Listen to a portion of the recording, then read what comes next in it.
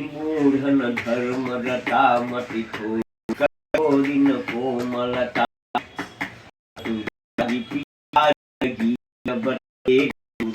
कुटुम्ब भय तब मातु पिता तबलो अबलान दीख नहीं जबलो। कलिकाल में माता पिता की बात को बच्चे तभी तक मानते हैं कब तक, जब तक कि अपने स्त्री का मुंह नहीं देख लेते हैं। जिस दिन स्त्री का मुंह देख लिए तो देवी जी का चलावा चल गया। आपने 20 साल 18 साल जो पढ़ाया लिखाया उस पर पानी फिर गया। अब बेटा सुबह उठा, माता जी पिताजी बेटा इधर आओ। अब बेटा जी तो कुछ बोल रहा है न डोल रहा, अपने नाक के सामने देखते निकल गया।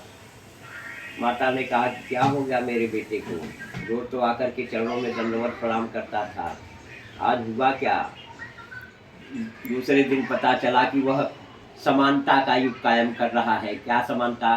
कहा कि हे देवी जी, तुमने मुझे पाने के लिए अपने माता पिता का त्याग किया और मैं भी समानता का युग रखता हूँ कि मैं भी तुझे पाने के लिए अपने माता पिता का त्याग करता हूँ। ये ऐसी समानता युग है।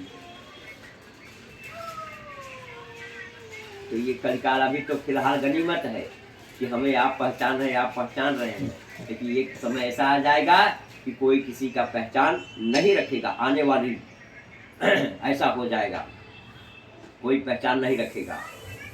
और कलिकाल कलिबार ही बार दुकाल पर, कलिकाल में अकाल के बाद एक और काल पड़ेगा तो दुकाल हो जाएगा, न इसमें न उसमें खाने को नहीं रहेगा। कलिबार ही बार दुकाल पर, बिनु अन्न दुखी सब लोग मरे। अन्न के बिना खाए भूखों मर जाएंगे। और कलिकाल में क्या होगा, विधवन के श्रृंगार नवीना, जो विधवा स्त्रियां रहेंगी उनके नित्य नए श्रृंगार होते रहेंगे। हाँ, सौभागिनी विभूषण हीना, जो सौभाग्यवती स्त्रियां सुहागन स्त्रियां हैं वो आभूषणों से रहित हो जाएंगी, खाने पीने को उनको दिक्कत होगा नहीं। और जो विधवा है उनके नित्य नए श्रृंगार होते रहेंगे। ऐसा कलिकाल में यानी वर्णन है। और इसीलिए वहां पर लिखना पड़ा कि जो नहीं देखा, जो आपने कभी देखा नहीं होगा, और जो नहीं सुना, जो कभी कानों से सुना नहीं होगा, जो मनहु न समाए, जो किसी के कहने पर आपको यकीन न हो, वो दिखाई भी देगा, सुनाई भी देगा और यकीन भी करना पड़ेगा। ये कलिकाल में ऐसी, तब क्या हो जाएगा कि यही कलिकाल कठिन गारी, सीताराम भजो और पाप परायण सब नर नारी, राजा राम भजो।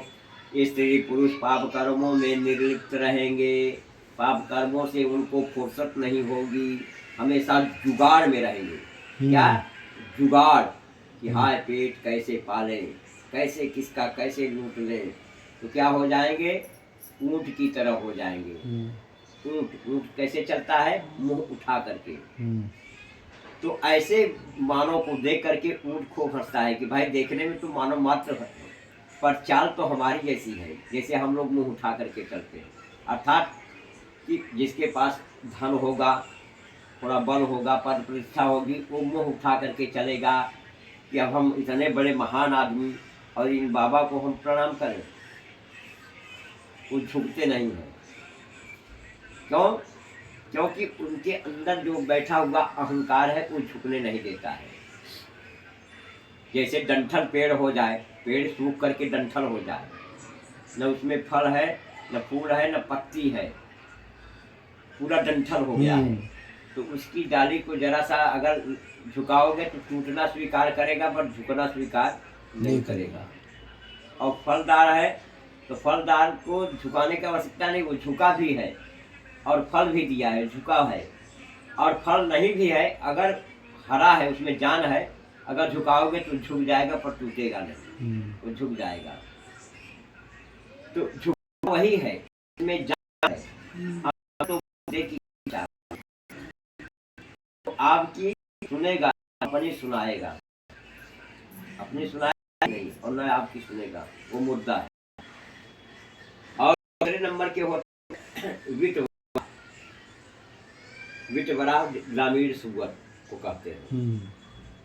ग्रामीण सुअर, गांव में सुअर घूमते रहते हैं ना, तो उनका दिनचर्या कैसा है आप लोग तो वाकिफ है।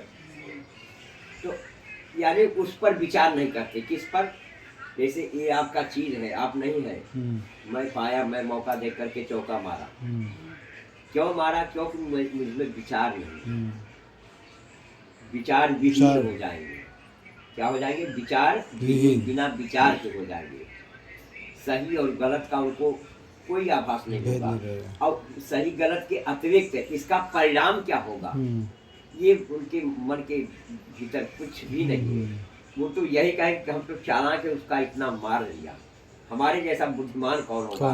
वो ऐसे करतूत को अपने को बुद्धिमान मानते हैं। कभी कभी लोग बुद्धिमान ना होकर के अपने को बुद्धिमान मानते हैं। जैसे एक पार्टी में दो सेठ गए अपने नौकरों के साथ गए। तो जब गए वहाँ तो दोनों सेठ मिले जुले, तो यार हमारा नौकर महामूर्ख है। बोले कि क्या बात करते हो, हमारे नौकर से भी ज्यादा नहीं हो सकता है, हमारा भी नौकर महामूर्ख है। कहा अच्छा अपने नौकर का पहले तुम नमूना दिखाओ। उसने बुलाया, ओ सुनो यहाँ आओ, आया दौड़ करके, ये लो 10 रुपया, जाओ एक टीवी लेकर के आओ।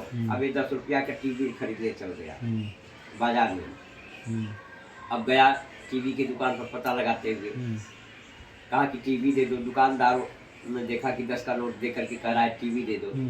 तो दुकानदारों ने व्यंग में कहा कि अरे तुझे पता नहीं आज संडे है, आज संडे है, दुकान बंद है, टीवी एक नहीं 4 लेके जाता तू, पर क्या करूँ आज दुकान बंद है, संडे है।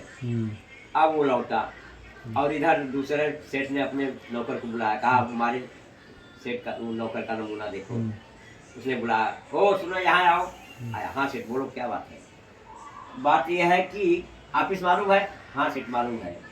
तो ये चाबी लो और खोल करके देखो कि मैं वहाँ हूँ कि नहीं, मैं वहाँ हूँ कि नहीं, जाओ देख करके आओ। अब ये चाबी लेकर के देखने गया। अब वो आ रहा था और ये जा रहा था, दोनों रास्ते में मिल गए। बोले तुम कहाँ गया था? अरे बोला क्या बताऊं, मेरा सेठ इतना महामूर्ख है यार।